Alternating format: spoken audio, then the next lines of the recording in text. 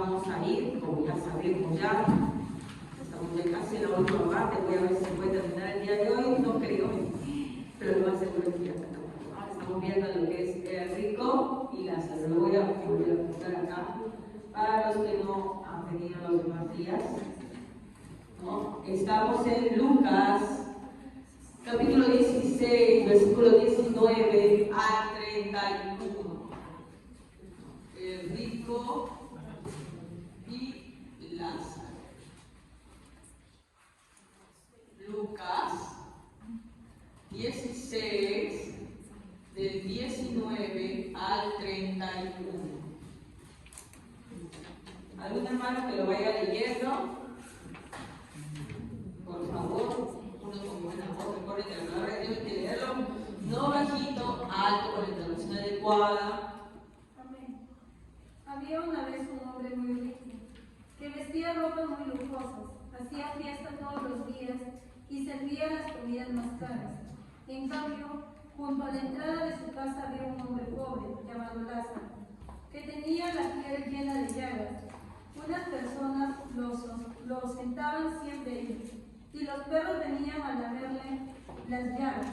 Este pobre hombre tenía tanta hambre que deseaba comer, por lo menos las sobras que caían de la mesa del hombre rico. Un día, el hombre pobre murió y los ángeles lo pusieron en el sitio de Enoc, junto a los antepasados de Abraham. Después murió también el hombre rico y lo enterraron. Cuando ya estaba en el infierno, donde sufría muchísimo, el que había sido rico vio a lo lejos a Abraham y a Lázaro sentado junto a él. Entonces llamó a Abraham y le dijo: Abraham, antepasado mío, compadécete de mí. Ordénale a Lázaro que moje la punta de su dedo en agua y me refresque la lengua. Sufro muchísimo con este fuego. Pero Abraham le respondió: tú eres mi descendiente, pero recuerda que cuando ustedes vivían, a ti te iba muy bien y a Lázaro le iba muy mal. Ahora, él es feliz aquí, mientras que a ti te toca sufrir. Además, a ustedes y a nosotros nos separa un gran abismo, y nadie puede pasar de un lado a otro. El hombre rico dijo: Abraham, te ruego entonces que mandes a Lázaro a la casa de mi familia, que avise a mis cinco hermanos. Si no dejan de hacer lo malo, vendrán a este horrible lugar. Pero Abraham le contestó: tus hermanos tienen la Biblia. ¿Por qué no la leen? ¿Por qué no la obedecen? El hombre rico respondió: Abraham, querido antepasado, eso no basta, pero si alguno de los muertos va y habla con ellos, te aseguro que se volverán a Dios. Abraham le dijo: si no hacen caso de lo que dice la Biblia, tampoco le harán caso a un muerto que vuelve a vivir. Gracias, hermana. ¿Qué versión es esa? Traducción en voz. Ya, es bastante aplicable, ¿no? Bastante entendible la versión. No, porque a veces en las otras versiones encontramos palabras un poquito más difíciles, pero en esta está traducida de una manera que sea fácil de entender. Ya bueno, para no estar redundando mucho, solamente brevemente lo que hemos ido avanzando en estas semanas, hasta el día de hoy, ¿no? Vimos que el propósito era destruir una falsa seguridad de salvación. Una vez más, para los que hemos estado, ¿por qué de esto si nos parece más que la parábola hablara sobre el infierno, ¿no? Nos da la ligera impresión que todo es para asustarnos y meternos miedo. Pero en sí lo que estaba haciendo Jesús con esa parábola era hablar a estos religiosos, que eran los fariseos, ¿no? Que tenían una falsa seguridad de su salvación, ¿no? Ellos pensaban, ¿no?, que por ciertas cosas que hacían, por ciertas cosas que poseían, ¿no?, gozaban del favor de Dios. Y justamente esto va dirigido a esa creencia de pensar que porque tienes riquezas, prosperidad, Dios te ha bendecido. Y eso no era cierto, ¿ya? Entonces vimos que hay dos personajes, en este caso es el rico y Lázaro, ¿no? Jesús pone estos dos personajes a propósito para darnos una gran diferencia, ¿verdad? Primero, el rico, pues las características que nos da era que era una persona que amaba su riqueza, que disfrutaba su riqueza, ¿verdad? Y que como los que estaban en esa época, pues pensaban que la riqueza era un signo de ser bendecido por Dios. También nos dice que el rico tenía una falsa seguridad en cuanto a su linaje. Él decía, soy hijo de Abraham, le pide a Abraham, sin rogarle a Dios, le pide a Abraham que lo saque, ¿no? De ahí, de alguna manera que lo ayude. Y también tenía falta de misericordia, aunque la parábola no detalla en qué, por qué motivo, por decirlo de alguna manera, el rico, por alguna accionar, demostrar, evidenciar que no era salvo, sí nos hace ver, ¿no?, que tenía un mendigo a la puerta al cual conocía y sin embargo nunca tuvo misericordia de él. En contraparte, Lázaro, ¿no?, es un hombre pobre, en pésimas condiciones y que es incapaz de valerse por él mismo, ¿no? ¿Por qué pobre a este hombre? No porque todos los pobres van a ser salvos, no, sino porque esa condición de pobreza es la que tenemos aquellos que nos acercamos a Dios. Todo aquel que se acerca a Dios tiene que tener esa condición de pobreza. No hablamos de una pobreza material, incluso si es una persona que tiene muchos bienes, muchas riquezas, su pobreza se va a evidenciar en que sabe que esas riquezas, esos bienes no le sirven de nada al momento, ¿no?, de estar frente a nuestro Dios. Entonces Lázaro es una representación de cómo deberíamos sentirnos, sin orgullo, sin soberbia frente a Dios y totalmente dependientes de Él. Luego vimos que ambos mueren, ¿verdad? Pero esta muerte no los iguala, más bien otra vez los distancia, pero esta vez a la inversa. Lázaro va al seno de Abraham y el rico se va al infierno, ¿verdad? Luego vimos el Hades, es lo que conocen los judíos, bueno, en esa época los griegos le decían Hades, como el infierno, y brevemente nos damos cuenta que este infierno al cual Jesús se refiere como el Gehenna, como lo escriben así, no es eterno, ¿verdad? Analizamos varios versículos donde vimos que era eterno y también era el lugar de tormento. Estas dos características las vamos a encontrar en varias partes de la Biblia, que es eterno.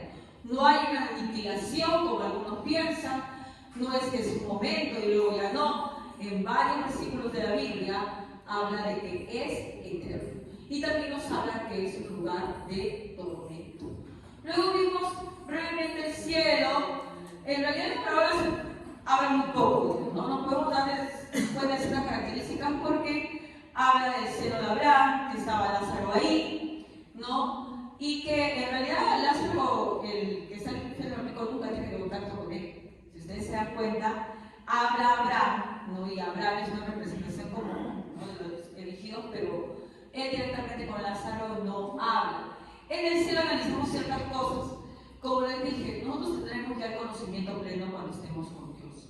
Hay cosas que la Biblia nos muestra, pero que yo no puedo sacar toda una doctrina de ello, porque en cuanto al cielo y al infierno nos da ciertos indicios de que existen. Eso sí, está bien acá refrendado con la Biblia. ¿Nos muestran algunas características? También nos muestran algunas características. ¿Sabemos con pelos y señales todo lo que hay ahí? No. Porque ese no era el propósito de Jesucristo. Era decirnos la verdad de que existe, de que es un lugar de tormento, ¿no?, y es eterno. En el caso del cielo, de que también es eterno, pero es más bien un lugar de ¿qué? De consuelo, ¿verdad? Es de consuelo. Y también vimos que no era un lugar en el cual olvidemos, sino que vamos a recordar que vamos a tener un conocimiento pleno de Cristo. Entonces, ahí las cosas van a ser diferentes. No es que vamos a olvidar nuestra vida pasada, sino que cuando estemos con Cristo, realmente nuestros afectos y toda nuestra pecaminosidad que tenemos acá y por la cual creemos imposible gozar de un cielo, si es que vemos a otras personas del infierno, no sucederá ahí, porque nuestros afectos acá, nuestros sentimientos, nuestras emociones están afectadas, ¿ya? No son sanas. Como cuando dicen así, cuando tenemos emociones insanas. Bueno, pero acá todo el mundo, así sea la persona más correcta del mundo, entre comillas, siempre tendrá emociones sanas. Porque si tuviéramos emociones sanas, sentimientos sanos, afectos sanos, querríamos, amaríamos en primer lugar aquí. Pero somos incapaces. Dios lo sabe. Dios nos pide eso. No es que no nos pida, nos pide eso. Y ese debe ser nuestro objetivo, ¿verdad? Orar a Dios para que cambie nuestros aspectos, nuestras emociones, nuestros sentimientos. No dejarnos regir por ellos, como otras iglesias a veces piensan que más trabajando las emociones. No, porque nuestras emociones son caídas, porque uno puede llorar aquí, hermanos, y seguir pecando después. Ahí nos damos cuenta que nuestras emociones son totalmente caídas. Porque si fueran verdaderas, uno lloraría acá, se arrepentiría acá y no pecaría más. Pero son banales, superficiales, momentáneas. Incluso el afecto que podemos practicar a un familiar, a un esposo, esposa, no son los afectos que deberían ser como los diseñó Dios. No llegamos aquí a eso, ¿ya? Pero en el cielo sí van a ser sanadas todas nuestras emociones. Vamos a amar como debe amarse realmente. Y obviamente como debe amarse primero a Dios, ¿verdad? Después hablamos de algunas condiciones en el infierno que se reflejaban por lo que decía que estaba ahí, ¿no? El rico. Déjenme ubicarme. ¿Qué era lo primero que vimos? Que este hombre no tenía arrepentimiento, pedía misericordia, ¿verdad? Hay una petición de misericordia, alivio, ¿ya? Pero no hay arrepentimiento, porque la palabra dice que sí, la misericordia de Dios es grande, o no lo es. Pero para los que le obedecen, la misericordia no es para todos, sino para los que le obedecen, ¿no? Una persona que no conoce la palabra de Dios te dirá, pero si Dios fuera bueno, salvaría a todos. Es que eso contradeciría su justicia, ¿no? Entonces vemos, habíamos llegado ahí a Lucas 1:50, donde decía que la misericordia es de generación en generación de Dios, pero a los que le temen. Luego vimos que sí hay recuerdo, porque el rico que decía, Abraham que le decía, hijo, acuérdate que recibiste tus bienes en tu vida y Lázaro también males, pero ahora estás consolado aquí y todo atormentado. Le dice, acuérdate. Si no hubiera recuerdo, no le dijera, acuérdate. O sea que va a haber recuerdo y eso es parte del tormento. Recordar que hubo momentos en los cuales pudo haberse entregado a Dios, pudo haber se arrepentido y no lo hizo. También vimos que obviamente, como habíamos dicho antes, hay tormento y las personas que están ahí van a pedir alivio, porque lo que pide el rico a Abraham, que le dice, dile a Lázaro que moje, ¿no? Y que me dé aquí porque estoy, ¿no? Sediento. Por más que sean atormentados, van a anhelar tener un poco de alivio,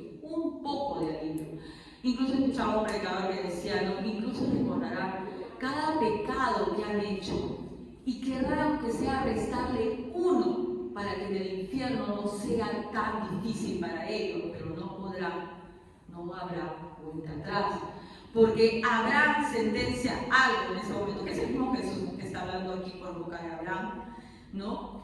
Y acá vamos a llegar ya a donde vamos a continuar. Ya, en Lucas 16:26, ya estamos en el versículo 26, y dentro de las condiciones del infierno, le responde Abraham, además de todo esto, una gran cima está puesta entre nosotros y vosotros, de manera que los que quisieran pasar de aquí a vosotros no pueden, ni de allá pasar para acá. Y dijimos que cima, ¿qué cosa es? Una gran cima. ¿Qué es cima? Un abismo, ¿no? Si yo escribo cima con C, es una montaña. Si yo escribo cima con S, es un abismo. ¿Ya? Miren cómo la letra, algunos dicen, no, la ortografía, ay, pero, ¿cómo me dijo una vez la persona? Total que me entienda todo está bien. Bueno, es oye, pero eso no se escribe de esa manera. No, pero se entiende. ¿Se dan cuenta de lo que pasa con una letra? ¿Cómo cambia el asunto? ¿Ya? Entonces, la cima con S es de la que estamos hablando. Un abismo. ¿Qué simboliza este abismo? Que no hay vuelta atrás. No hay manera que lo que está en el cielo se pase en el infierno, lo que está en el infierno, no en el cielo se quiere pasar en el infierno, ni lo que está en el infierno, por más que deseen, anhele, pueda pasar al cielo.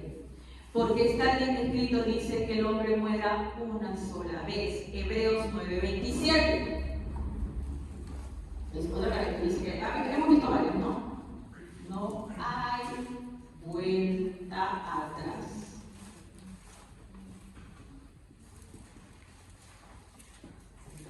Esto es en Hebreos 9:27. ¿Qué dice Hebreos 9:27? De la manera que está establecido para los hombres que mueran una sola vez y después de esto el juicio.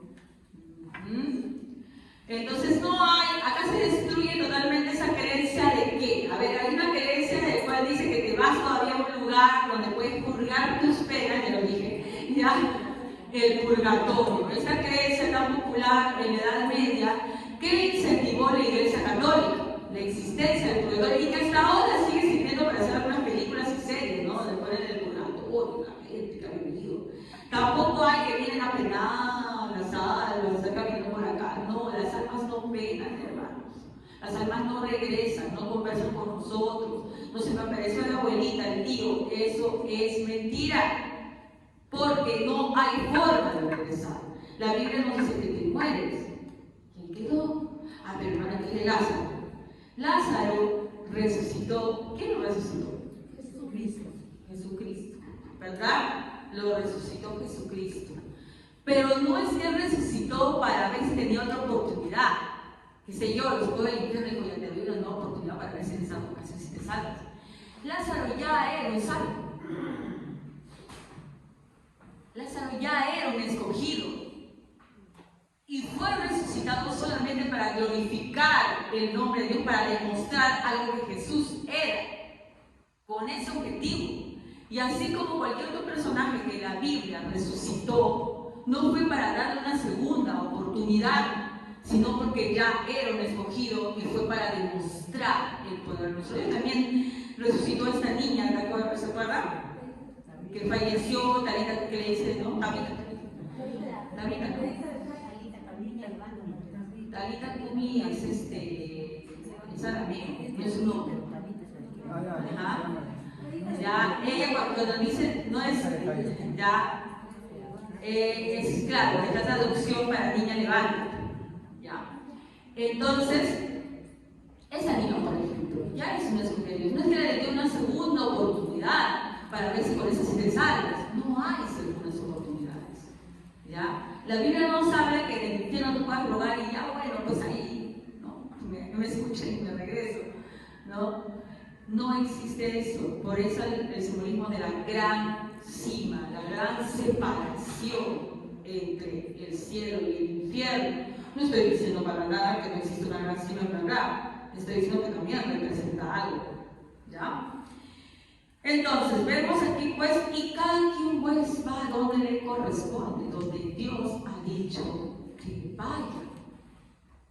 ¿Ya? Y ahí nos metemos de nuevo en los terrenos escabrosos de la predestinación. ¿No?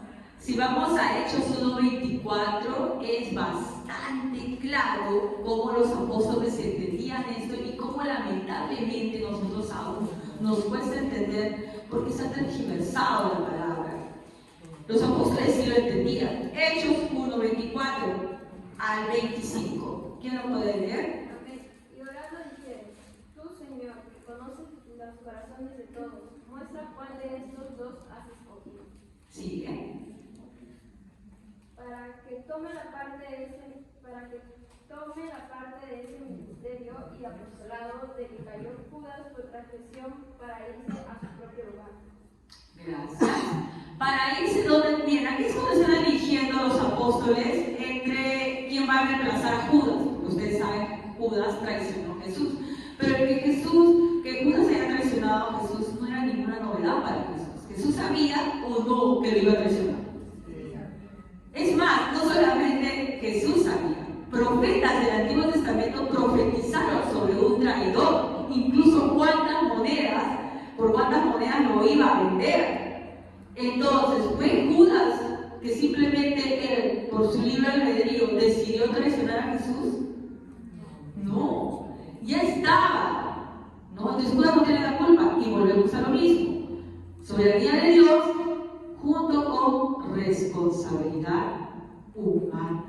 Judas fue responsable, pero lo interesante es cómo lo analizan, ¿no? En la versión que yo tengo dice, para que se haga cargo del servicio apostólico que Judas dejó para irse al lugar que le correspondía.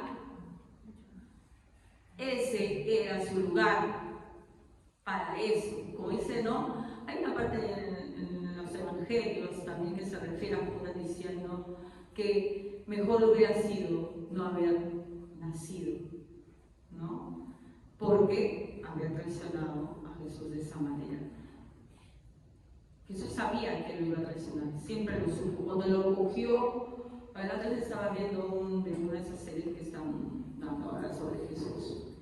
Y cómo Judas se acerca a él, y en otras series también lo dicen, cómo Judas se acerca a él y Jesús le pregunta, no, le dice, ¿quieres seguirme? Y él dice, yo te quiero seguir, pero ¿estás dispuesto a dejar todo? Y Judas dice, sí. ¿Y cómo sería para Jesús, no? Sabía que aquel que estaba recibiendo iba a ser el que lo iba a traicionar. Sin embargo, ustedes ven indicios en el que algún momento Jesús lo maltrate. Nunca. Lo trató como uno de ellos, ¿verdad? Como uno de sus apóstoles. Lo trató con amor, le dio de comer en su boca. Le enseñó lo mismo que a los demás. En ningún momento hubo ese menosprecio, para nada. Sin embargo, nosotros cuando nos hacen algo somos incapaces de tratar bien a una persona. No, es que usted no sabe, hermano. Es que sí, yo intento, pero a veces es que somos totalmente pecaminosos. En cambio, nuestro Señor no lo es. Incluso hasta el último momento, lo único que le dijo, bueno, lo que vas a hacer, hazlo ya. ¿No? Y lo hace. Bueno, entonces volviendo acá, ¿no? Hay una gran cima, hay personas que están en el lugar y en el otro y no hay vuelta atrás, no es que me voy a arrepentir ahora, y solamente es hasta nuestra muerte. Por eso es que muchas personas, ¿no?, que viven esta vida, para la redundancia, pensando, ay, yo cuando sea viejo serviré a Dios, cuando sea viejo ya, ¿no? Pero que la vida la tienen que comprar en cualquier momento. Hay muchos familiares que tenemos, lamentablemente, ¿no? Algunos, bueno, te rechazan de plano del evangelio, pero hay otros que dicen, no, pero ya hay momento, ya cuando sea viejo, ya. Eso es así. Tú no sabes en qué momento se acabó tu vida y ya no hay otra oportunidad, ¿no? Es doloroso, pero es lo que nos dice la palabra. Y nosotros no podemos contradecir lo que nos dice la palabra. Ninguna misa te va a sacar del infierno, ¿no? O sea, el hecho de que se celebren misas, como dicen en unos lugares, ¿no? Para que el alma descanse, eso es inútil, vano, encima es un robo porque te cobran por la misa, ¿ya? Y lo que se creía antes del purgatorio es que sí, lo vamos a llevar también, ¿no?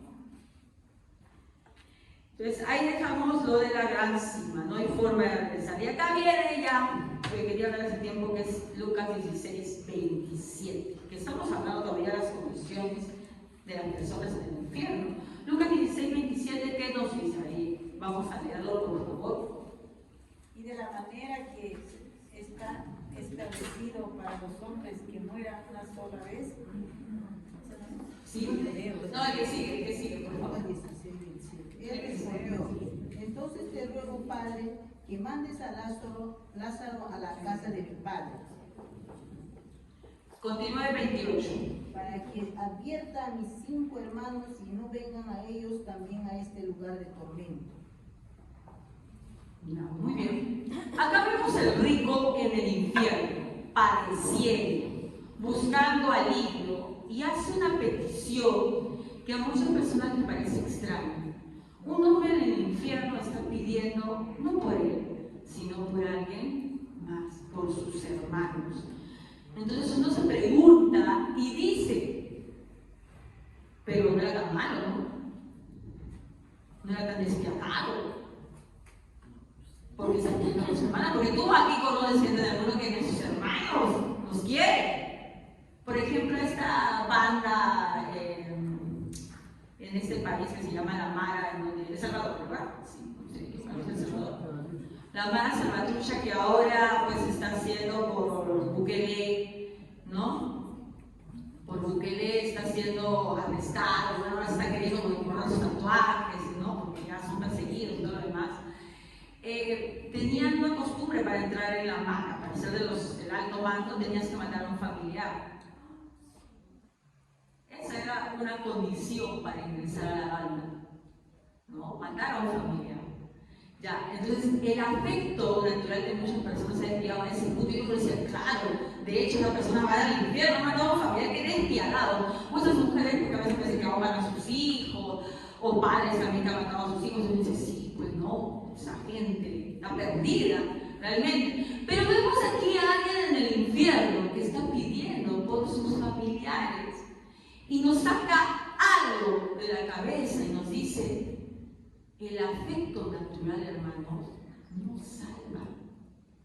Eso no salva. El que una persona, entre comillas, sea buen padre para sus hijos, o que una madre atienda a sus hijos, le dé la comida, no te salva.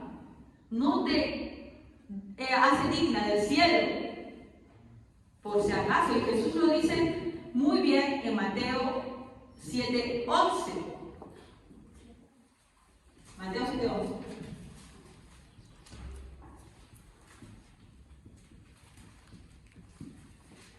Amén. Pues si vosotros, siendo malos, sabéis dar buenas dádivas a vuestros hijos, ¿cuánto más a vuestro Padre que está en los cielos dará buenas cosas a los que les pida? Ya, muy bien. ¿Qué les dice a ustedes siendo malos? La gente mala da buenas dádivas a sus hijos.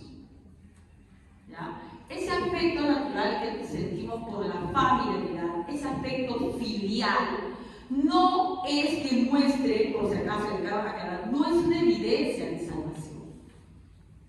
¿No? El que yo quiera a mi mamá, el que la atienda, el que le vaya, qué sé yo, a cocinar, yo me preocupe por ella, la quiero mucho, como quiera a mis hermanitos, diga, si yo me profeto, yo lo defiendo cuando en el colegio me dicen algo, yo lo defiendo, o por mis hijos, que yo soy un padre responsable, que dé la pensión para mis hijos, o que yo les compre sus cosas, ¿no? O yo esté vigilante, que cómo van en el colegio, que si van bien o no van bien, ¿no? O que yo esté preocupado por un tío, por su hermano. Eso no es evidencia de salvación. Eso es simplemente afecto natural. No estoy diciendo eso, ay, no estamos nada de eso, qué pesa. No, pues, porque la Biblia también dice, el que no da para su familia, más de lo para su familia, ¿qué cosa es? Es peor que un incrédulo. O sea, pero el escándalo. No estamos diciendo, ah, ya bueno, como la hermana dice, porque así es nuestra mente, como digo, nuestra mente caída, nuestra mente pervertida. Sí, a la hermana ha dicho que eso no es evidencia de salvación. Entonces yo, ¿por qué estás preocupada por mis hijos? No, eso es lo mínimo que como ser humano andante, tenemos que hacer, pero no evidencia la salvación. No dice que eres hijo de Dios. Por eso es que cuando escribe esta carta a Timoteo, ¿no? Escribe esto, el que no da para su familia ha negado la fe, es peor que un incrédulo, porque hasta los incrédulos hacen eso. O sea que un cristiano que actúa de esa manera, entre comillas, un cristiano que actúa de esa manera, que no atendiera a sus hermanos, no se preocupaba por su madre, por sus hijos, ni a incrédulo llega. ¿No? Entonces no estamos diciendo para nada que no se haga eso, ¿ya? Solamente estamos diciendo que eso no salva, ni evidencia salvación. Por eso Jesús les dice, si ustedes, siendo malos, saben dar buenas dádivas a sus hijos, ¿no? Entonces más cuanto Dios. ¿Por qué? Porque nosotros no somos salvos por esas obras. Vamos a Gálatas 2:16. Gálatas 2:16.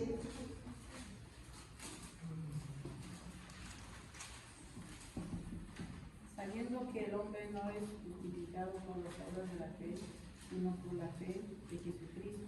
Nosotros también hemos creído en Jesucristo para ser justificados por la fe de Cristo y no por las obras de la ley, por cuanto por las obras de la ley nadie será justificado.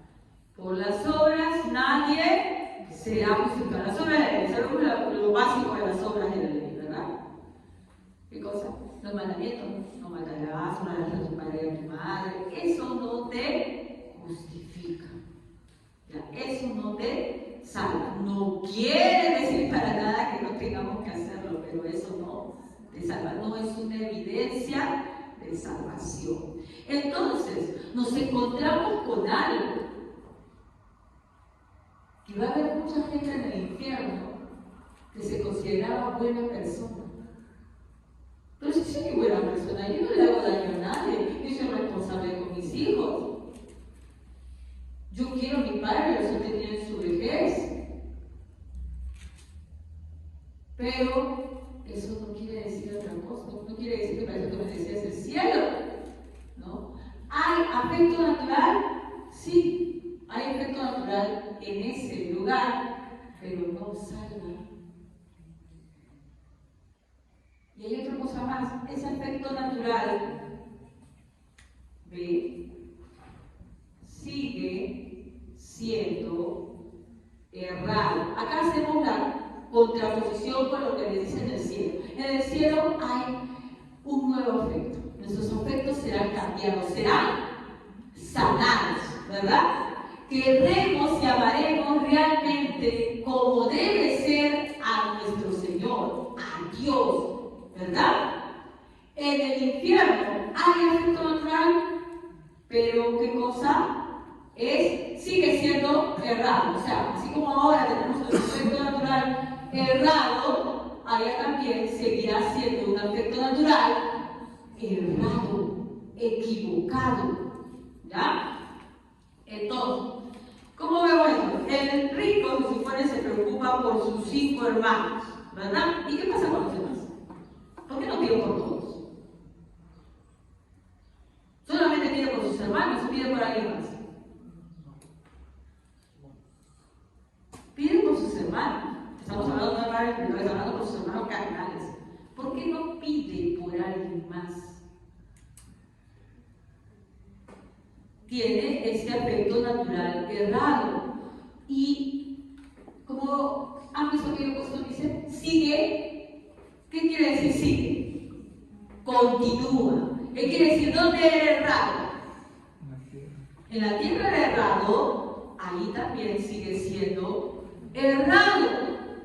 Nosotros aquí, y ahí va la respuesta un poquito a lo que nos preguntaba ese día nuestra hermana, tenemos un afecto natural errado, un afecto que se pega más a nuestra familia siempre, pero eso no es agradable a nuestro Dios. Y acá sí vamos a, como le digo a mis amigos cuando les voy a decir alguna cosa controversial que yo no les gusta que digan que vamos a hacer así, no, aquí sí van a avanzar conmigo porque vamos a hacer acá bien duros, pero lo que dice la Biblia es así. Nosotros, incluso siendo cristianos, tenemos el afecto natural errado. Siempre damos más para nuestra familia. Siempre.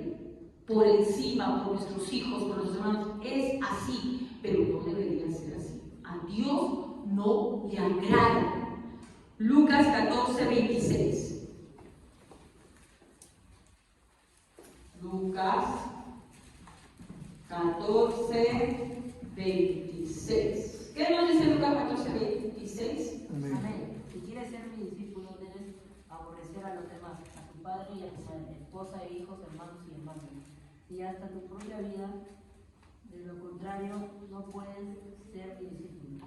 ¿No? Y Jesús aquí es bastante claro, claro, ¿no? Si alguno viene a mí y no aborrece a su padre, madre, mujer, e hijos, hermanos, hermanas, y aún también su propia vida, no puede ser mi discípulo. Vamos a ver qué es esto de aborrecimiento, ¿ya? ¿Qué quiere decir? ¿Tengo que odiarlos? No, Jesús no está diciendo eso.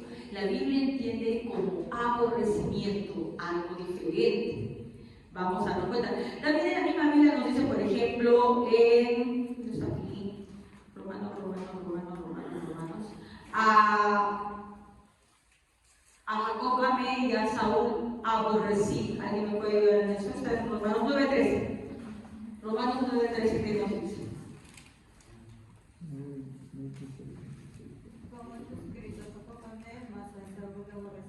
Yo no dice otro. Pero Esaú que fue fulminado por los fuegos del cielo, sufrió acá en la tierra. Es más, de Esaú se levanta también muchos pueblos y prospera. Tanto así que cuando se encuentra con Jacob, Jacob le trae ofrendas, porque ya sabía lo que le había hecho, le había traicionado, ¿verdad? Pero cuando le da esto a Esaú, que le dice, no, tenlos tú, yo tengo, y en gran cantidad, yo no voy a prosperar. Ese aborrecimiento del cual habla Dios no es eliminar. Para Dios aborrecer es querer más a otro.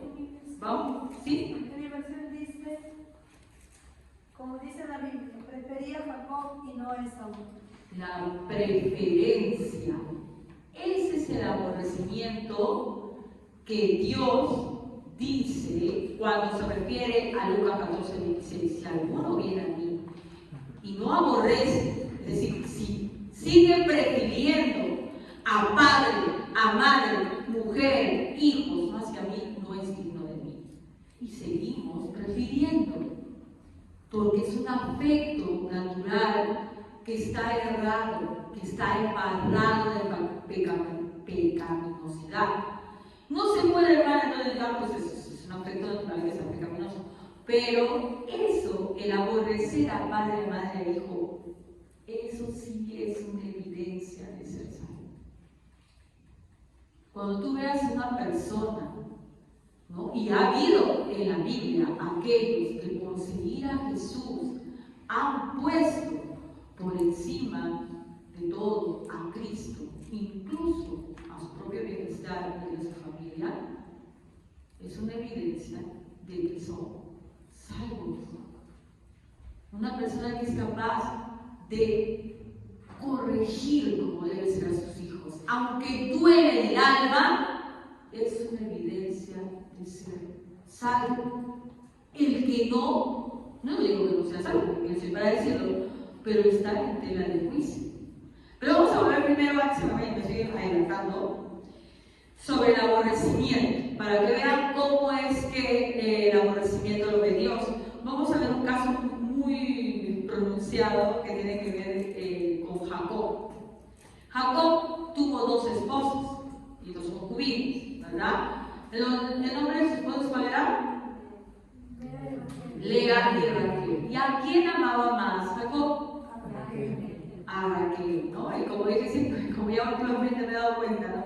Dice, oye, sí, mira Jacob, que amó a Lea y trabajó por ella 7 años, y luego por Raquel trabajó otros 7 años.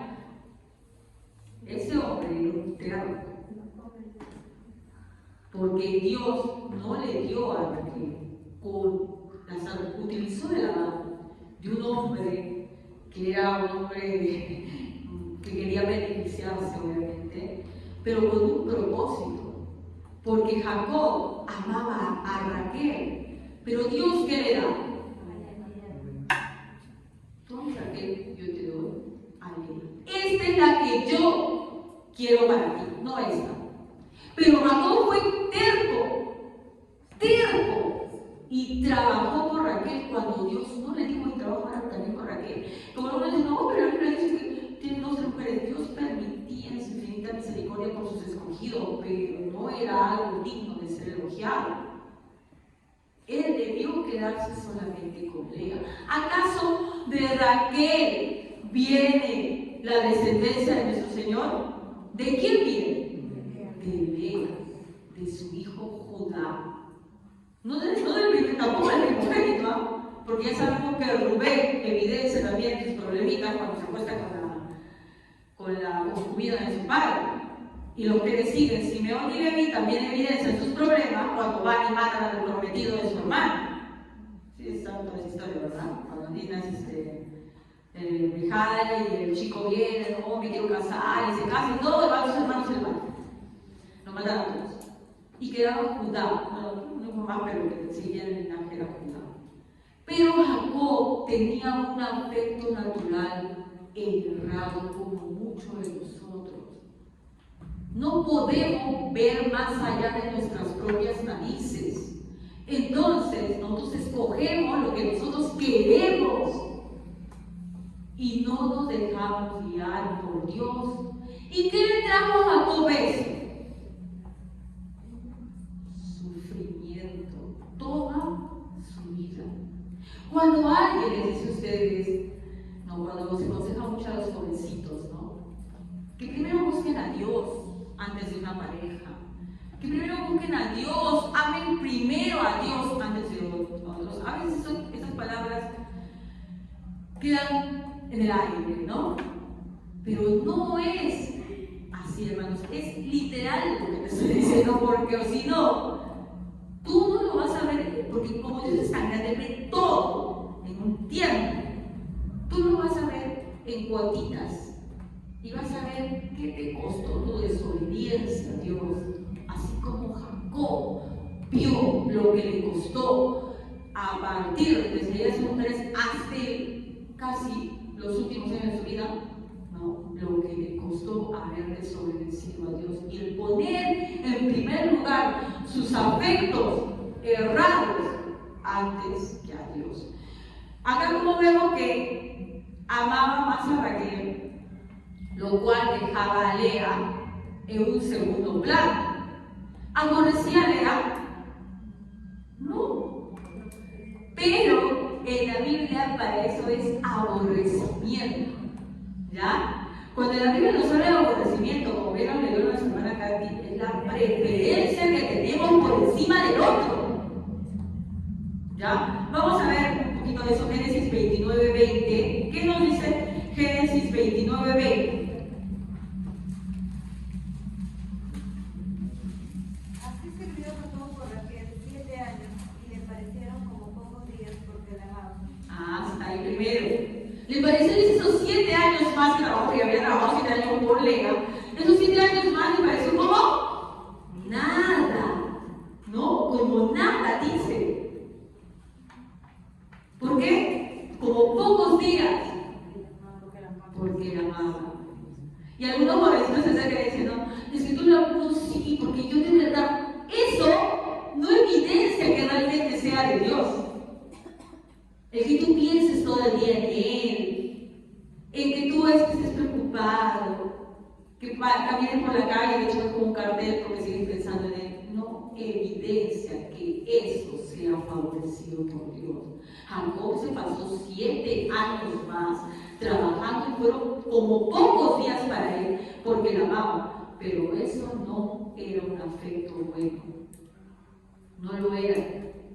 Miren qué dice en el versículo 30 de ese mismo capítulo. ¿Quién lo puede leer? Dice, llegó también a Raquel y la amó también más que a Lea y sirvió a Labán aún otros 7 años. ¿No?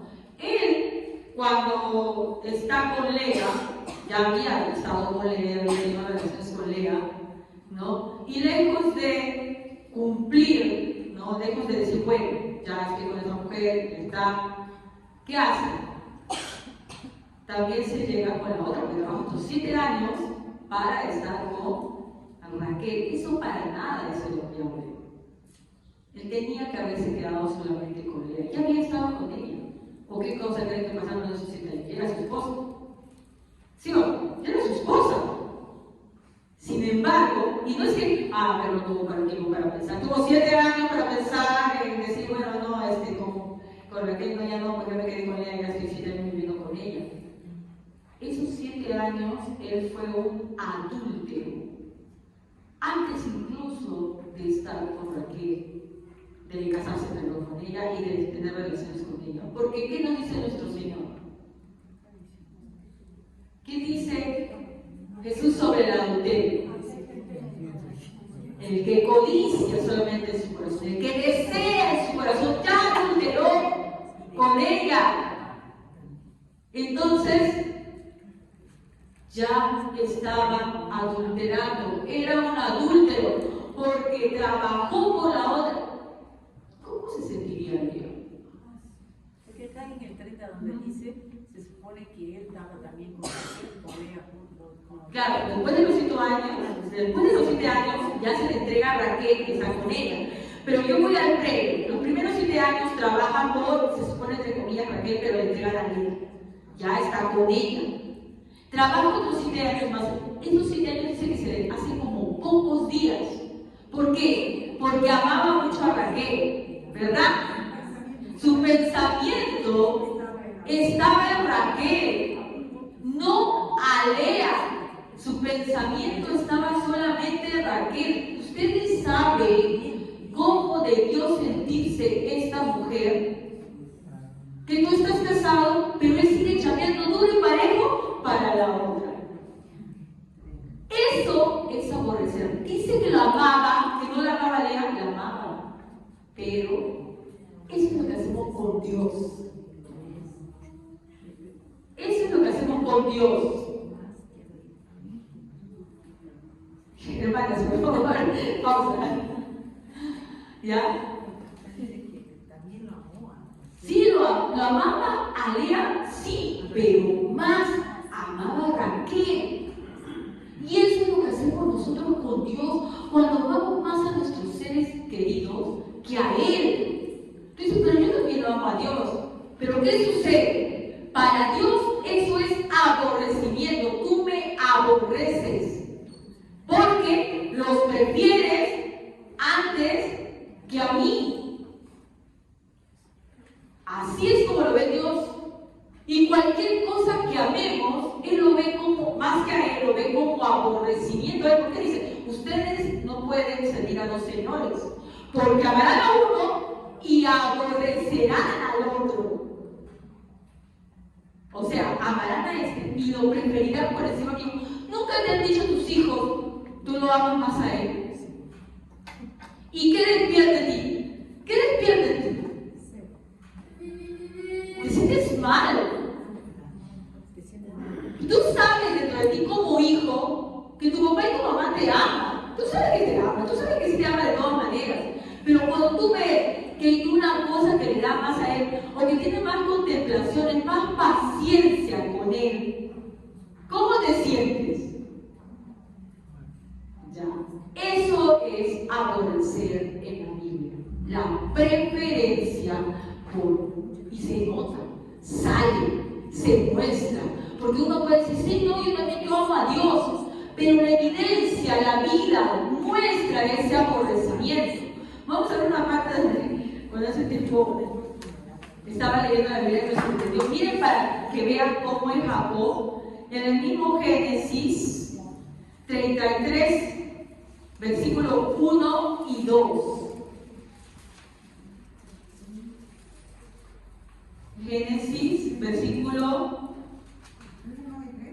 Sí, Génesis 33, versículo 1 y 2. Alzando Jacob sus ojos miró, y aquí tenía Esaú y los 400 hombres con él. Entonces repartió los niños entre Lea y Raquel y a las dos siervas. Y puso las siervas y sus niños delante, luego Lea y sus niños y a Raquel y a José y los últimos. ¿Qué ven ahí, hermanos? Pero es una diferencia chocante, hiriente. Va a encontrarse con Esaú. Él sabía que, bueno, él pensaba que Esaú ya parece que se había pasado la cólera con tantos años, ¿sí? Porque Dios lo había prosperado a él también. Él fue avisado de que Esaú venía con 400 hombres. Y Jacob, obviamente, tenía la conciencia sucia. Pensó que podría ser que venía a matarlo, que todavía le quedaba, rezamos de esa venganza por haber tomado su primogenitura. Y pone, no, a sus siervos primero, obviamente, y luego pone a sus dos concubinas y a sus hijos primero. Luego pone a Lea y sus hijos, y al final a Raquel y a José. Todavía no nacía Benjamín. ¿Qué muestra ahí? Preferencia. Preferencia hiriente. Preferencia que cualquiera lo hubiera destruido. Si tú fueras de esposa, imagínate cómo te quedarías tú. Por último, las habría puesto las dos últimas juntas, pues no, total. Esa preferencia hiriente que se ve tan reprochable en Jacob, que se ve que barbaridad, ¿no? Es lo mismo que nosotros hacemos con Dios. Ese es el aborrecimiento que mostramos a Dios cuando primero ponemos a nuestros seres queridos, a nuestras cosas, antes que Dios. Por eso dice, no podéis servir a los señores porque vas a amar a uno y vas a aborrecer al otro, lo vas a dejar de lado. Y esto obviamente evidencia nuestro perverso corazón. Y bueno, ¿qué hizo Dios con Jacob? Por ese afecto natural errado que tenía, la hizo estéril a Raquel. Y Lea le daba hijos y Raquel no daba ni una. Pero tampoco con eso cambió, porque por más que Dios le daba señas, él no se daba cuenta. Cuando Raquel, menospreciada por ejemplo, no tenía hijos, no sé si tendría envidia de la otra, pide a Dios, Dios le concede 2 hijos. Pero a Jacob la prefiere mucho más. Entonces se la quita. Por último, te la quito, porque tú no sabes ver. Entonces se lo quita y comienza a amar a los hijos de Raquel más que a los hijos de los demás. Entonces le quita también el hijo.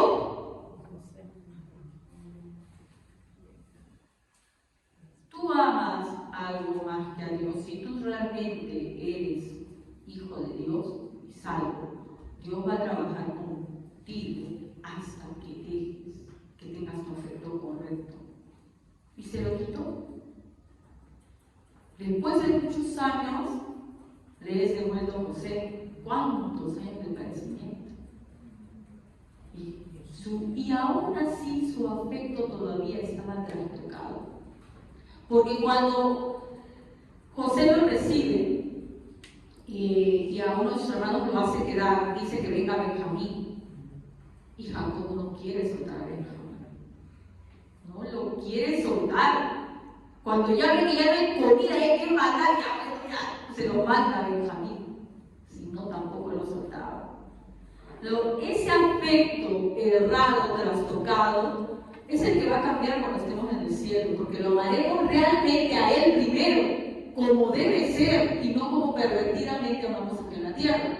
Pero la gente que está en el infierno sigue teniendo el afecto errado, sigue prefiriendo a los de su casa. Otro ejemplo más, ese ejemplo es un poquito más feo. Vamos a Primera de Samuel 2:12. Aquí ya es, mientras que Jacob veíamos, ¿no?, un poquito de lejos lo que era la preferencia por Lea y dejando de lado, por Raquel, dejando de lado a Lea, aunque en realidad era una preferencia por la cosa del mundo que a Dios que había preparado a su mujer Lea realmente. Aquí vamos a ver directamente la preferencia por la familia antes que por Dios. 1 Samuel 2:12, solamente léame el versículo 12. Los hijos de Eli eran hombres impíos y no tenían conocimiento de Jehová. Gracias. Eli era un sumo sacerdote y juez, ¿ya? Del linaje de Aarón, pero ya había pasado tiempo en que Aarón había muerto y todos los varios descendientes.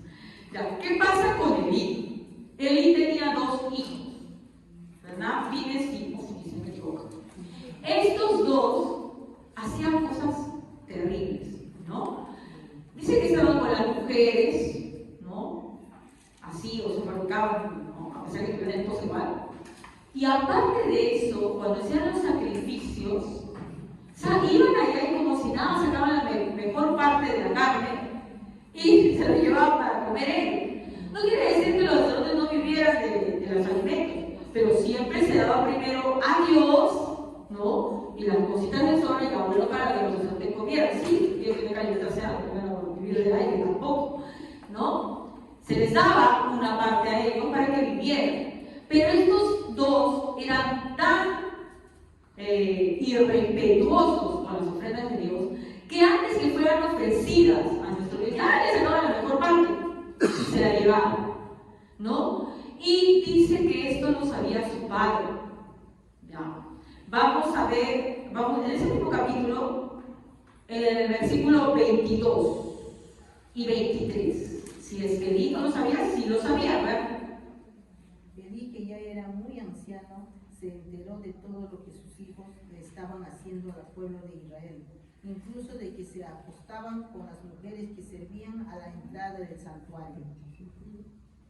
23. Les dijo: ¿por qué se comportan así? Todo el pueblo me ha hablado de su mala conducta.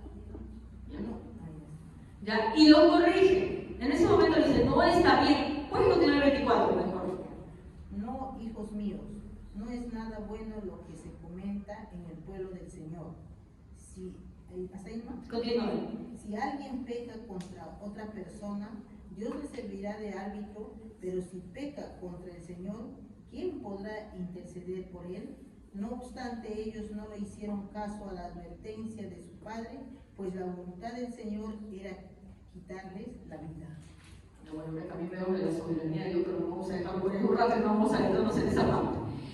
Vamos a la parte donde dice que Él les advierte. ¿Les habla o no les habla? Les habla, dice, me he enterado de esto, no, hijos míos. Y les dice, están pecando ustedes contra Dios. ¿Les advierte? Sí les advierte, pero la advertencia, hermanos, no es suficiente. Que tú a tus hijos les adviertas, y como muchos padres he escuchado a veces cuando quieren hablar, pero yo les digo lo que es bueno y lo que es malo. No. La Biblia no solamente te manda a ti a hablarle lo que es bueno y lo que es malo, te manda a hacerle estorbo. No permitir. Porque no te podemos llegar a algo que decir, no, pero yo le he dicho, yo le he hablado, y yo estoy seguro que tú les has hablado. Le decimos, oye, esto está mal, esto está bien, no, mira lo que estoy haciendo. Y el día aquí también me dice, oye, es grande, no hagan esto, está mal. Pero el papel no era solo advertirles, era estorbarlos, como nuestro papel no es solamente hablarles, es estorbarlos. Y para estorbarlos, hay que usar lo que tenemos en nuestro medio para hacerlo. ¿Ya? Y miren, hace poco mi esposo, bueno, viendo también una serie que estamos viendo ahora que es sobre reyes. Es muy interesante la recomiendo. ¿Ya? Está comenzando los reyes desde la época del juez, del último juez Samuel, desde que Samuel es pequeñito y todo lo demás. ¿Ya? Antes de que Samuel escuche la voz de Dios que le advierte, ¿no? Antes de que Samuel es pequeñito, viene un hombre de Dios y le advierte también a Elí. O sea, no es que una vez le dijeron a Elí, ¿ya? Se lo dijeron antes. Vamos ahí mismo, no nos vamos mucho. Vamos al versículo 29, ¿qué dice? ¿Por qué habéis hollado mis sacrificios y mis ofrendas que yo mandé ofrecer en el tabernáculo? Y has honrado a tus hijos más que a mí, engordando de lo principal de las ofrendas del pueblo de Israel. Hasta ahí. ¿Quién está diciendo esto a Elí? ¿Dios le está hablando directamente? No. Dios envió. ¿Dónde está eso? A ver, ¿quién lo puede encontrar ahí retrocediendo los versículos? ¿Qué dice? Un hombre de Dios. Un hombre de Dios, ¿no? Se acercó a él. Primero, la gente, porque primero a él directamente, no vas a pensar, a veces pensamos que Dios nos advierte directamente, ¿no? Que diga directamente, no sean por eso. ¿Qué sucede primero con Elí? Van y la gente le dice, porque la advertencia que le da a sus hijos es después que la gente se acerca a él y le dice, oye, eso están haciendo tus hijos. ¿Ya? Y él por eso les da una advertencia, ¿verdad? Entonces esa es la primera, le está advirtiendo, ¿no? La segunda, Dios le manda a un siervo de Dios. Ahí dice, un siervo de Dios se acercó y le dijo, esto está haciendo, y esto va a pasar. Y le dice así, porque habéis hollado mis ofrendas que yo mandé ofrecer en el tabernáculo, y has honrado a tus hijos más que a mí. ¿En qué momento él honró a sus hijos más que a Dios? Dejándolo, les advirtió, pero no hizo nada más. Y eso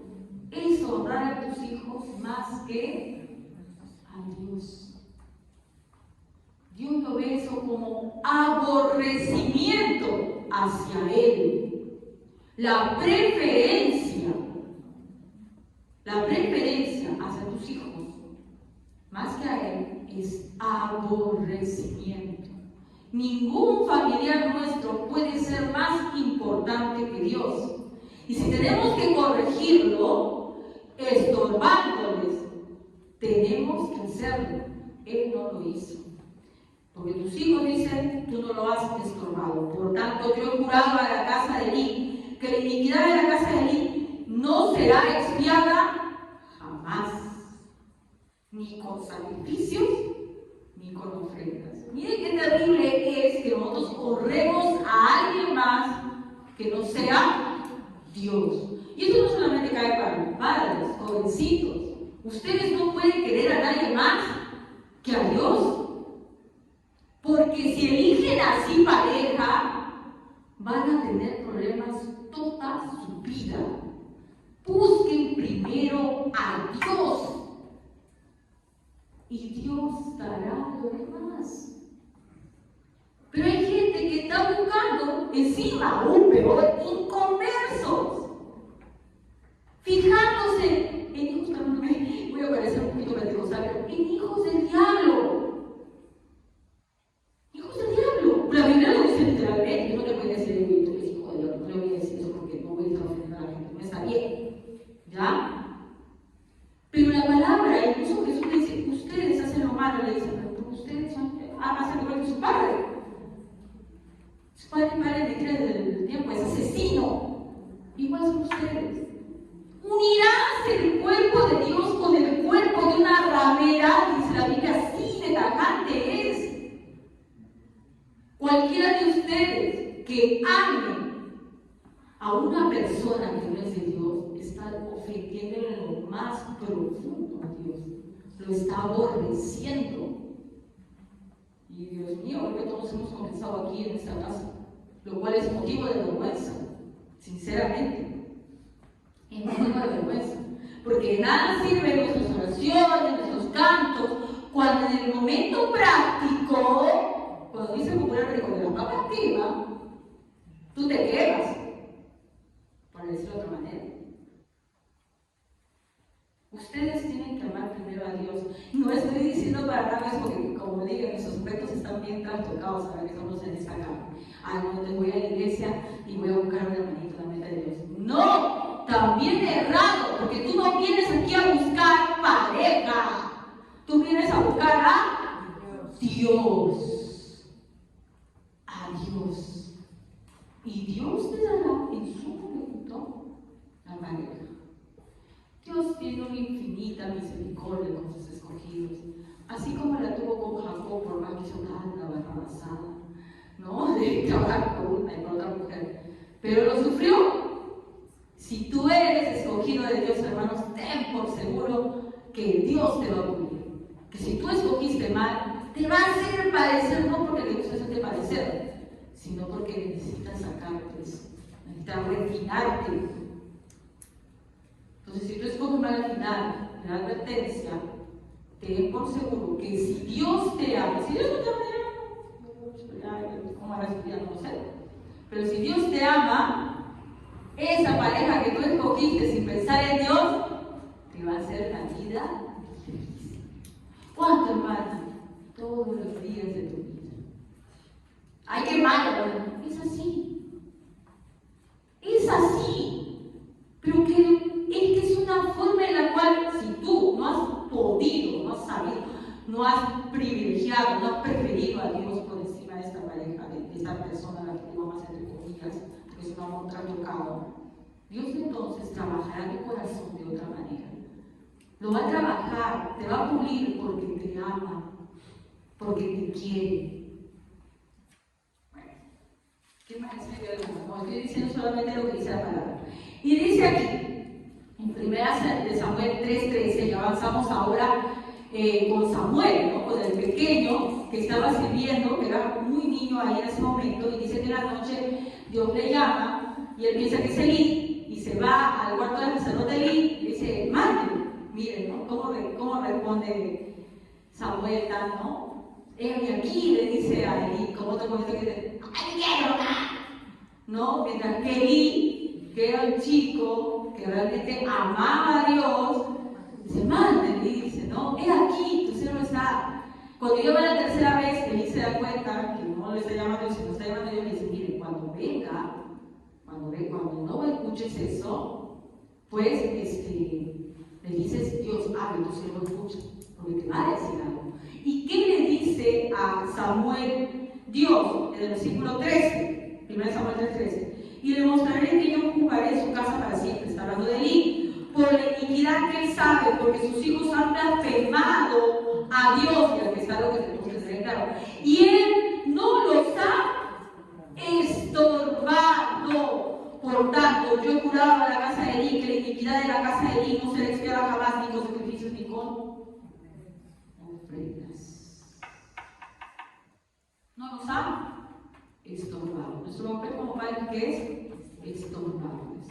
Cuando nuestros hijos están yendo por el otro lado, tú no consientas, hermano. Viene con parejita del mundo, tú no consientas.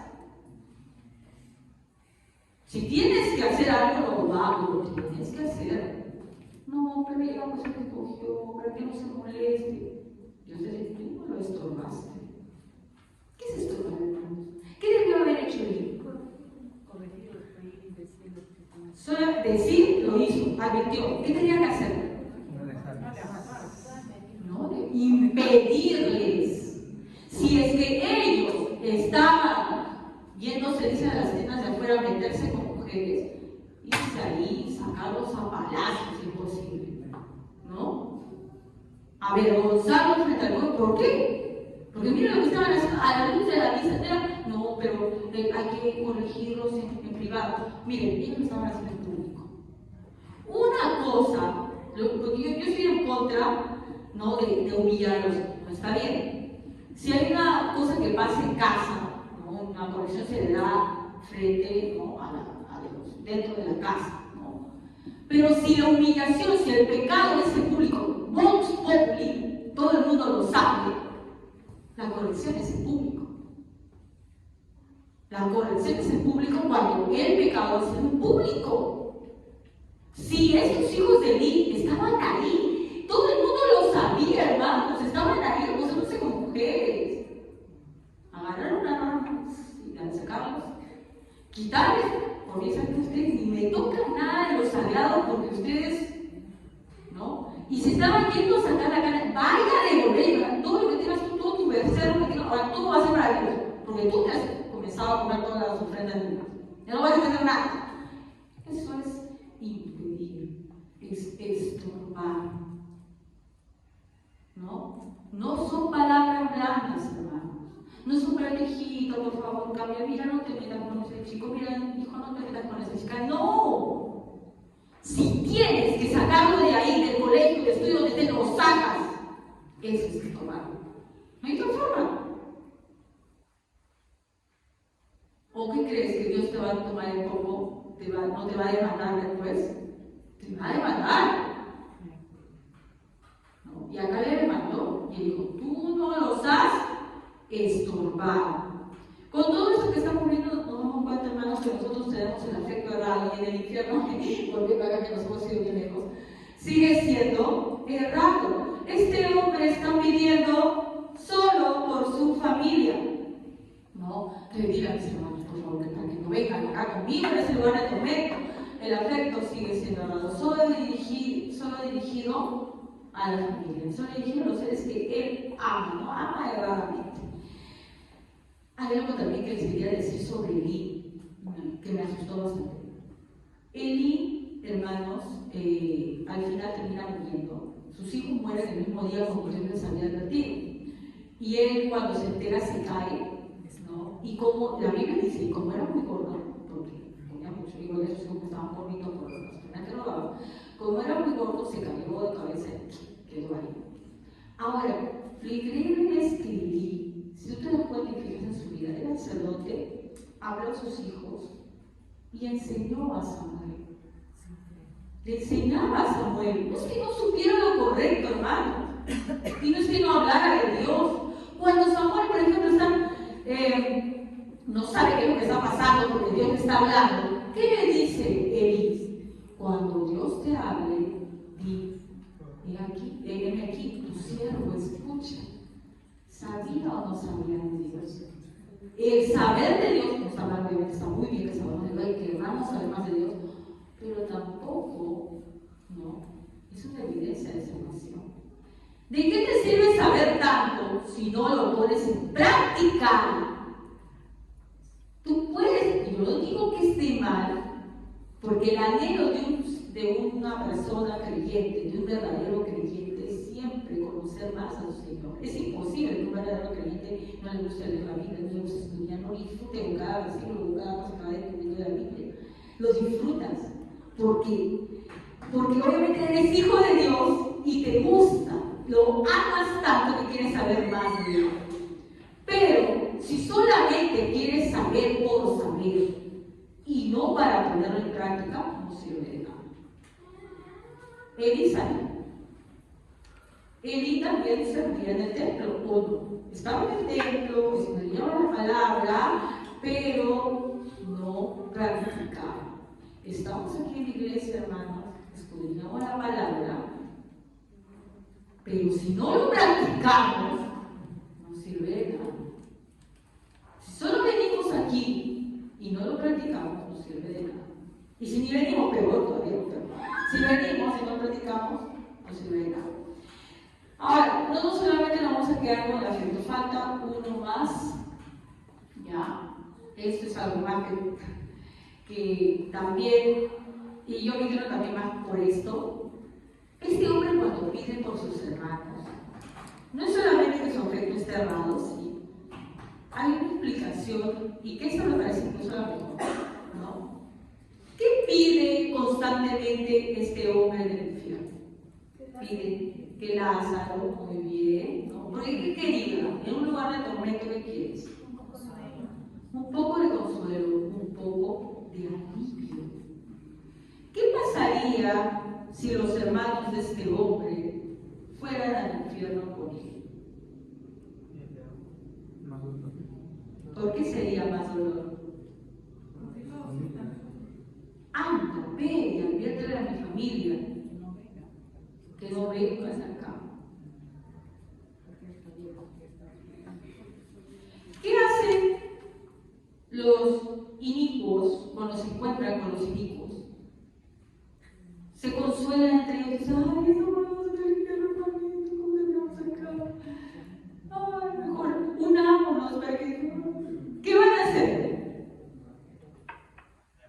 Aquí en el infierno que siempre estamos juntitos. ¿Así será el reencuentro en el infierno? Por lo menos tengo compañía, no importa.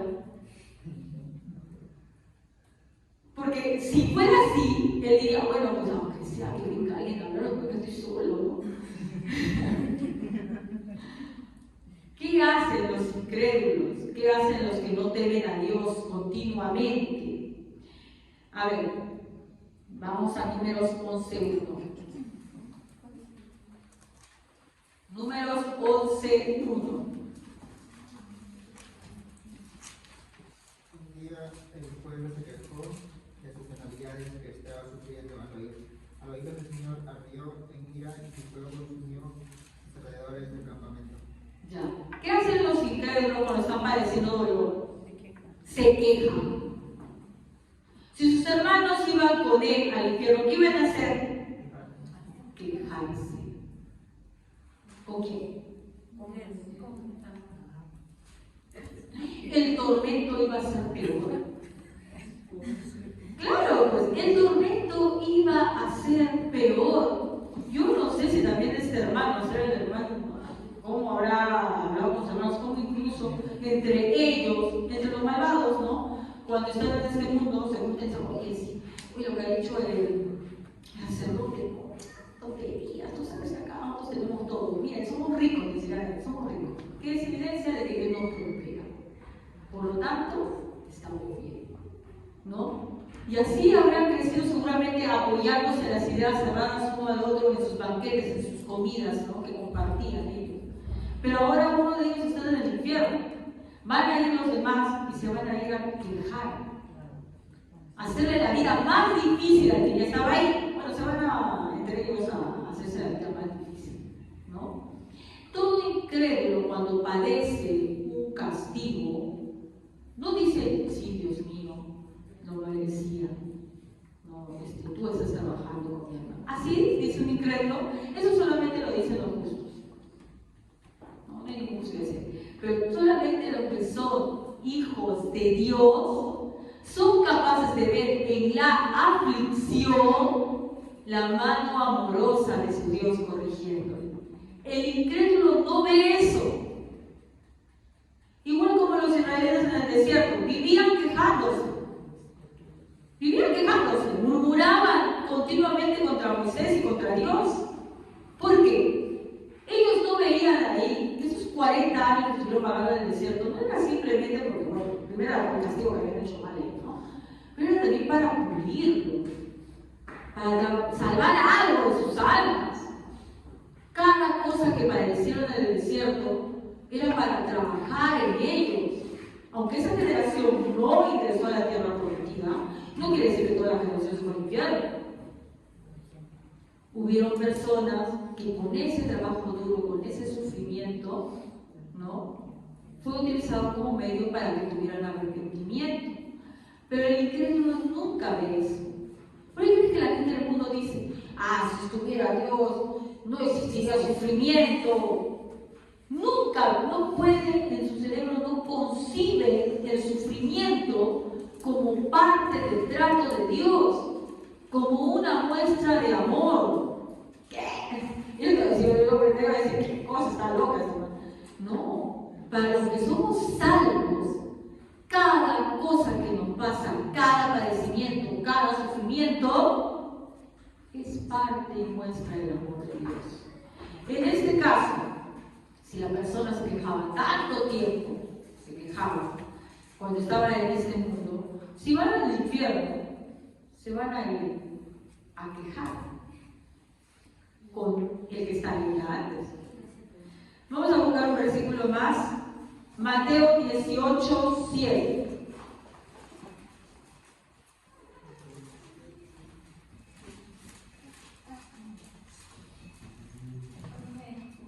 Muchas cosas que en el mundo hacen que la gente desobedezca a Dios y no hay manera de evitarlas, pero ¿qué mal le dirá a quien haga que otro desobedezca a Dios?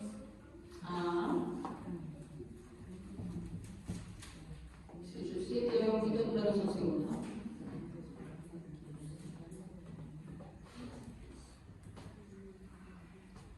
Dice, ay del mundo por los tropiezos, porque no es necesario que vengan tropiezos, pero ay de aquel hombre por quien viene el tropiezo. Y eso solamente no lo dice en esta vida. Los que hacen tropezar a los demás, los que les estorban en creer, son también hasta la siguiente vida, también ay de ellos, dice. Y este hombre que estamos aquí, Enrico, es un ejemplo de ello. Es un ejemplo de ello, ¿verdad? ¿Por qué? Porque él, con sus hermanos al estar, seguramente, ¿por qué creen que pensaba que iba a ir al infierno con sus hermanos? Para que no vengan aquí. Sabía que eran iguales que él. Lo sabía. Es más, entre ellos habían apoyado a través de sus banquetes hablando, ¿no? Sabía que iban a ir ahí. Entonces, él no quiere que vayan allá para que su tormento sea aún más grande, ¿no? Entonces, lo que sí siente este hombre, bueno, quiere alivio. Si no se dan cuenta, hermanos, esto no es acá, esto es acá, ¿no? No hay efecto natural, se buscará alivio, si no es acá. En el infierno hay remordimiento. Sí hay remordimiento, pero no hay arrepentimiento. Muy bien, hermana. Una cosa es remordimiento, que tú te lamentas. Es más, es el lugar del remordimiento ahí. Porque el remordimiento es que tú te sientes solamente mal, ¿no? Pero de hecho hablamos por qué, porque te está afectando. Remordimiento es lo que abunda en el infierno, pero no hay arrepentimiento, no hay posibilidad de arrepentimiento ahí. Pero sí remordimiento. También la Biblia nos dice que hay distintos castigos, ¿no? para los que están en el infierno, y muchos de ellos querrán retroceder el tiempo. Uno, para aceptar a Jesús tal vez en un momento, pero incluso no sabiendo que están en el infierno, para haber hecho un pecado menos, para que su destino ahí no sea tan tormentoso. El solo aliviarse un poco será algo, pero será imposible, ¿no? Bueno, y aquí nos queda algo más, que es lo que le dice, ¿no? En el 29 y 30, cómo le responde a Abraham. Podemos avanzar un poquito de esto más, ¿ya? Porque la verdad que quisiera hablar mucho más, expandir mucho más en otra prédica para terminar, porque he identificado algo en la parábola de Rico y Lázaro. Espero que pueda ser para el día viernes, ¿no? Dice acá, y Abraham le dijo, a Moisés y a los profetas tienen, óiganos. Él entonces dijo, no, padre Abraham, pero si alguno fuera ellos de entre muertos se arrepentirán. Mas Abraham le dijo, si no oyen a Moisés y a los profetas, tampoco se persuadirá al que alguno se levantare de los muertos, ¿no? Y acá estaba estudiando sobre eso, vamos a dar un adelanto nada más. Él dice que vaya a Gaza, ¿verdad? Quiere que alguien resucite de los muertos para que les hable a sus hermanos. ¿Por qué? Porque sabía este hombre el nivel de incredulidad que tenían sus hermanos. O sea, sus hermanos, al ser judíos, seguramente iban a la sinagoga, ¿no? Y escucharían, por lo menos igual de cuando, la palabra de Dios. Pero eso no los iba a convencer, como tampoco lo convenció a él. Porque si no, se hubiera convertido. Él también escuchaba la palabra. Y pensaba, decía, bueno, aquí es como una especie de reproche, ¿no? Diciendo, pero si a mí hubiera venido un muerto, se hubiera levantado, ¿no? Pues yo hubiera escuchado, no estuviera acá en este infierno, pues a mis hermanos por lo que veo, bueno, pues nadie no le va a escuchar a los demás, ¿no? Y como muchas ideas ahora en la actualidad piensan, ¿no? Que traen a alguien que según ellos ha visto un muerto, bueno, que ha ido al infierno, y se aparece y dice, no, sí, yo estuve en el infierno, y era así, era sano, y todo lo demás. Eso, la verdad, hermanos, es una afrenta contra Dios. Porque es una forma de negar la suficiencia de la palabra. No porque nosotros queramos que la palabra sea un Dios, como también se nos dice mucho, escuchar cuando dicen, no, usted cree que Dios es la palabra. No, no es así. Pero Dios entregó un medio, ¿no? Que es la palabra de nuestro Señor Jesucristo. La palabra de Él está aquí. Él entregó ese medio. ¿Qué es lo que predicamos nosotros? Lo que se nos ocurre en la mente. El infierno, ¿cómo es? Me fui al infierno y volví de él. Predicamos su palabra. Si yo comienzo a hablar de que el infierno, que me fui, que me dormí, estuve 3 días, 3 noches, las almas sean atormentadas así, hacer examen de cabeza y todo lo demás, no creo en el medio que proveyó Dios para salvarnos. No creo en eso, sino que estoy buscando otros medios. Y acá este rico está buscando otros medios. Él dice que se levante, ¿no? No van a creer si tú, ¿no? Le dice, voy a volver a leerlo para no confundirme. Dice acá. Y ahora le dijo, a Moisés y a los profetas tienen, oigan. Él entonces dijo, no, padre Abraham, pero si alguno fuera a ellos de entre los muertos, se arrepentirán. ¿Sí van a arrepentir? No. Mas Abraham le dijo, si no oyen a Moisés y a los profetas, tampoco se persuadirán, aunque algunos se levanten de los muertos. Es más, si es que se levantan de los muertos, lo van a querer matar. Como le pasó a Lázaro, ¿no? Si vamos a Juan 12, 9 y 10, Juan 12, 9 y 10, Juan 12, 9 y 10, ¿qué nos dice? Gran multitud de los judíos supieron entonces que él estaba allí y vinieron no solamente por causa de Jesús, sino también para ver a Lázaro, a quien había resucitado de los muertos. Pero los principales sacerdotes acordaron dar muerte también a Lázaro. Si alguien se levantara de los muertos, ¿qué iban a hacer ellos? sea, la diferencia no iba a ser mucha.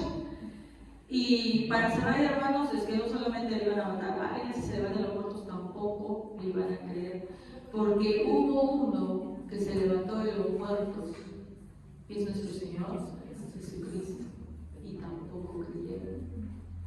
Cuando el corazón de un incrédulo está totalmente entenebrecido, no importa si alguien se levanta de los muertos, igual no van a creer, como les conté esa anécdota, ¿no? Que en un enfrentamiento entre un ateo y un apologista le dice, no, pero tú qué necesitas para creer, le dice el mediador, ¿no? Y le dice, bueno, si no se me aparece como un hombre, con una imagen gigante, y dice, tú hablo bien, le va a celebrar tal vez, creería de ser todo, ¿no? Burlándose. Y la apologista le dice, aunque eso sería, tú pensarías que fue tu imaginación o una alucinación, porque no quieres creer, así de simple. Entonces, ¿hubo gente que se levantó de los muertos? Sí, Jesús se levantó de los muertos y no le creyeron, y Él es el único medio para ser salvos. Yo voy a leer esa última parte, Mateo 28. 11. Mientras ellos iban de aquí, uno de los guardias fueron a la ciudad y dieron aviso a los principales sacerdotes de todas las cosas que habían acontecido. Y reunidos con los ancianos y habido consejo, dieron mucho dinero a los soldados, diciendo, decid vosotros, sus discípulos vinieron de noche y lo hurtaron, estamos nosotros dormidos. Y si esto lo oyere el gobernador, nosotros les persuadiremos y los pondremos a salvo. Y ellos, tomando el dinero, hicieron como se les había instruido. Este dicho se ha divulgado entre los judíos hasta el día de hoy. O sea, que dijeron que se lo había llevado al pueblo. No va a creer así alguien se levante de los muertos. Bueno, aquí nomás, Hechos 17:31. Por cuanto ha establecido un día en el cual juzgará el mundo con justicia, por aquel varón a quien designó, dando fe a todos con haberle levantado de los muertos. Nuestro Dios se levantó de los muertos y hasta el día de hoy hay mucha gente que no cree. Así que no importa si viene tu abuelita, más allá, que al infierno, primero que eso no se puede, nadie va a ser salvo por eso. Solamente por nuestro Señor Jesucristo, la predicación de la palabra en cuanto a la salvación, que es solo por nuestro Señor Jesucristo. Si bien esto parece que he terminado, para el día viernes quería terminar con esto de Lázaro y el rico, viendo cómo las 5 solas que nosotros creemos, sola fe, sola gracia, sola escritura y demás, se cumple en esta parábola. En esta parábola vamos a encontrar las 5 solas, ¿no? Que son la fe, son la gracia, son la gloria de Dios, ¿no? En cada parte son la escritura, ¿no? Y cómo podemos ver que no solamente en esa parábola, sino en varias parábolas se cumple esto. ¿Ya? Ahora, para terminar, hermanos, veamos algo. No se trata de la parábola de Jesús de meternos miedo sobre cómo es el infierno. Cada enseñanza que Jesús nos hace recapacitar, nos invita a ver nuestra vida, no la vida del hermano, sino nuestra propia vida, cómo estamos actuando. Cuando Eli se le acerca a las personas que le dicen lo que sus hijos están haciendo, y luego se le acerca a ese siervo de Dios a decirle lo que Dios va a hacer, y luego cuando Samuel también le dice lo que va a hacer, algo que entristece mucho es lo que dice Eli, que Él es Dios, que haga lo que bien le parezca, pero era más una resignación, porque su amor por sus hijos era mucho más grande, que no fue capaz, aunque hubo advertencias. Entonces, si nosotros nos es advertido sobre nuestra vida por distintos medios, la palabra de Dios, un hermano, ¿no? Para que abandonemos las cosas que nos están apartando de Dios y no lo hacemos, hermanos, No va a haber un momento en el cual podamos decirle a Dios, no, tú no me advertiste. A lo largo de nuestra vida, Dios nos advierte de todas formas, siempre. Pero nosotros, con nuestro corazón endurecido, a veces seguimos en lo mismo, en lo malo. Entonces, ya que nuestro entendimiento y nuestros afectos están totalmente trastocados, lo único que tenemos que hacer es tener la misma actitud, ¿no? Que tuvo, ¿se acuerdan del publicano? Somos pecadores, hermanos. Tenemos que acudir a Dios y pedir que nos ayude a doblegar esa voluntad tan corrupta que tenemos, los afectos tan corruptos que tenemos, y que nos enseñe a amarle a Él primero. Muy bien, hermanos, ponemos de pie y vamos a orar. Padre,